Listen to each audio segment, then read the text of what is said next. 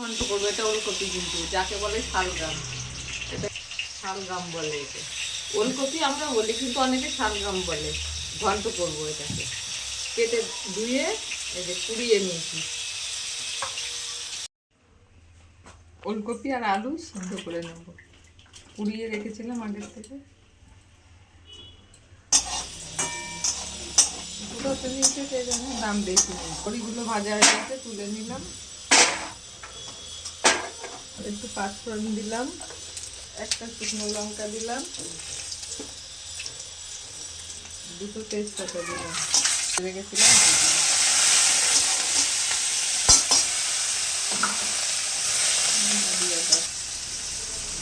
আর অল্প একটু তেল দেবো। আলু সিদ্ধ করে রেখেছিলাম, এবার দিয়ে দিলাম। একটু আদা দিলাম,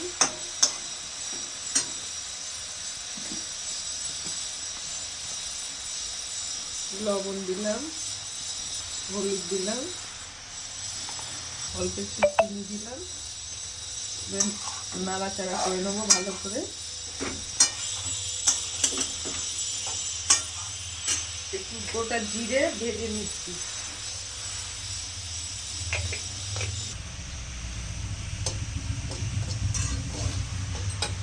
হয়ে গেছে, অল্প একটু জল দিলাম।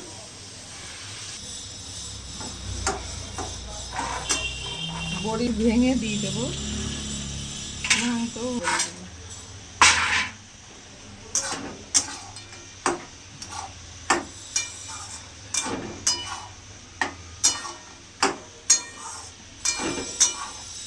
রান্নাটা রেখেছিলাম, গুঁড়ো করে দিয়ে দিলাম, চালের গুঁড়ো দিলাম।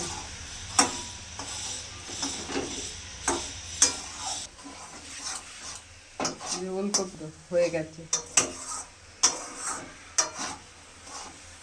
ওলকপির ঘন্টটা মাছের মাথা দিয়েও ভালো লাগবে, চিংড়ি মাছ দিয়ে করলেও ভালো লাগবে, কিন্তু আমি নিরামিষ করেছি।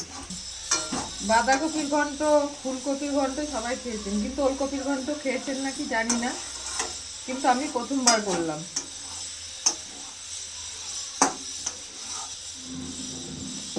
নতুন প্রথমবার করলাম ওলকপির ঘন্ট, আমি কোনোদিন করিনি।